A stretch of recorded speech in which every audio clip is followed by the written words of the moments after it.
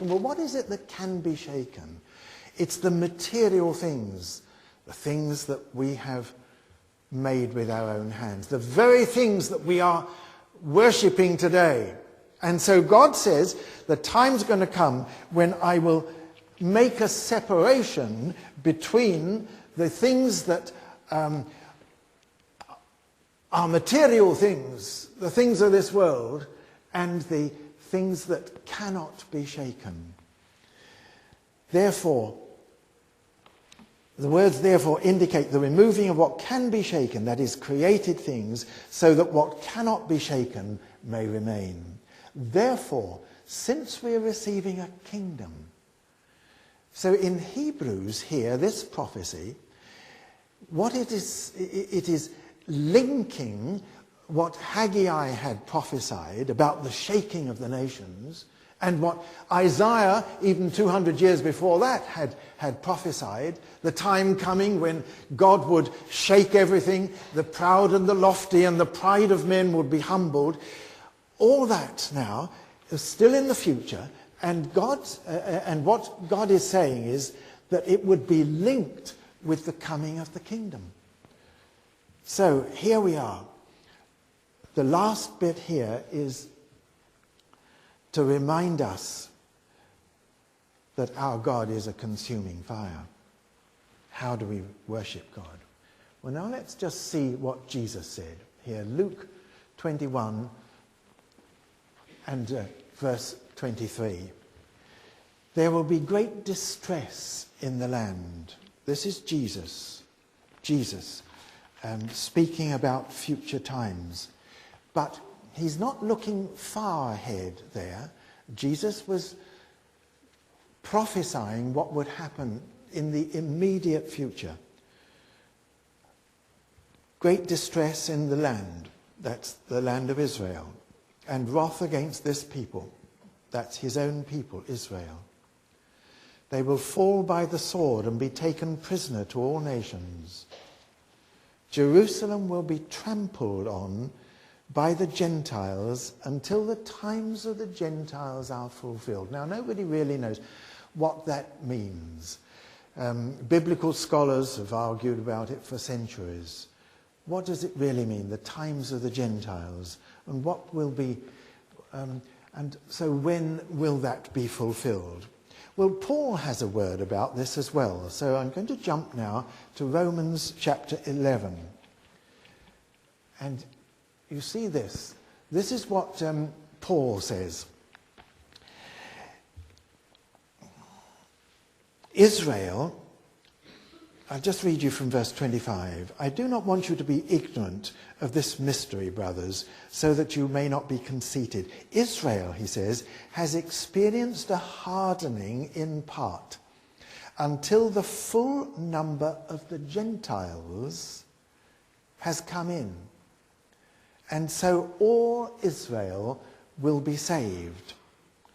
And he says, as far as the gospel is concerned, they are enemies on your account.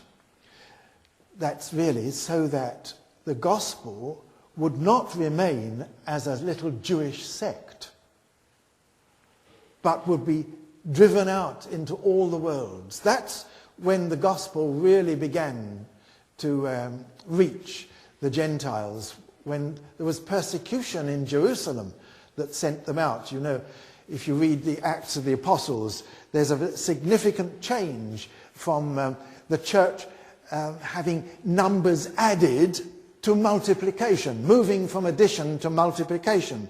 And that point is persecution, when the apostles were driven out and began to go out to all the world, from Jerusalem through Judea and out to the ends of the earth. Okay. Now, this is what Paul is saying. As far as the gospel is concerned, the Jews, his own people, are enemies on your account, you Gentiles. He's writing to the Gentiles. But as far as election is concerned, they are loved on account of the patriarchs. For God's gifts and his core are irrevocable. What's happening now? I've been to Israel many more times than I can remember. And I know so many Jews who are believers in Jesus. Yesterday, Monica and I, we had a Jewish pastor, preacher, biblical scholar, speaking at Mogahanga Park in our Pardes. Every third Saturday in the month, we have a day that we devote to biblical study. It's our Centre for Biblical and Hebraic Studies. The Hebraic Scriptures are so neglected in our church. We call it the Old Testament, but really it is the Hebraic Scriptures which are the foundations of our faith. The foundations of our faith. And we neglect the foundations. Many Anglican churches I know, although it's there in the lectionary, don't even bother to read the Old Testament lesson. We are cutting ourselves off from the foundations of our faith if we do not read the Scriptures. And if we don't know what's going on among God's first chosen people, the people of the covenant, we call it the Old Covenant, we are missing out on an understanding of what God is doing in the world today. Let me just tell you something that, if you haven't been to Israel, you wouldn't even know. There are thousands and thousands now of Jews who are believers in Jesus. And this is the first time for 2,000 years that this has happened. And the vast majority of those in Israel who are now believers in Jesus, the man we had, the Bible teacher we had with us yesterday, Yoel Ben David, was a Hasidic Jew. In other words, he was an Orthodox Jew, and he came to faith through a revelation of Jesus. Jesus appeared to him one night.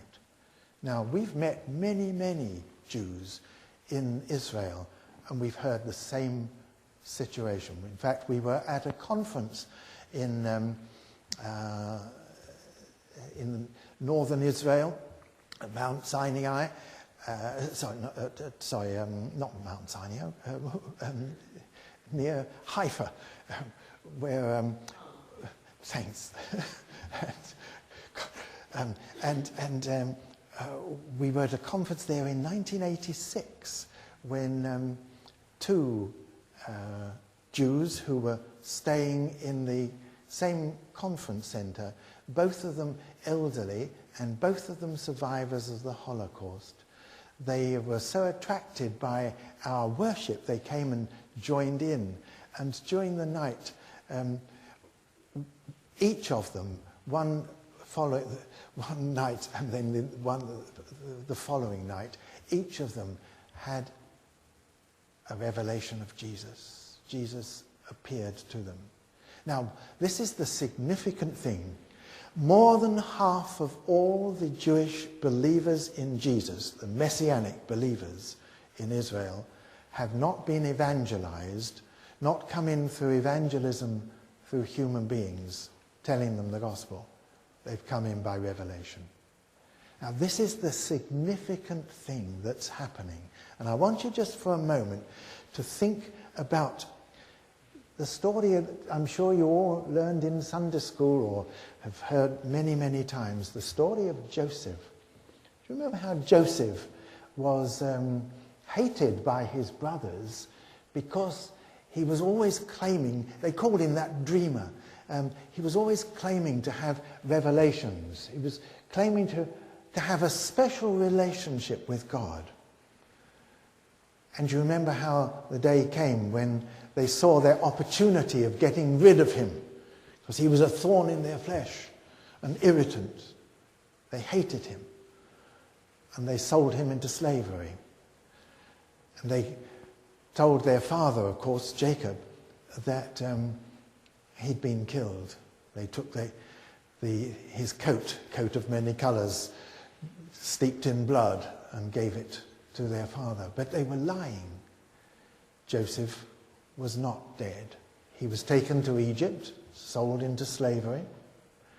But there, miraculously, he was raised to a high status. He became great among the Gentiles. And his brothers eventually came. If you remember, he wasn't satisfied with until all of his brothers, including Benjamin, was there too. And when he'd got all his brothers there, he turned the Egyptians out of the room and he revealed himself to his brothers. Jesus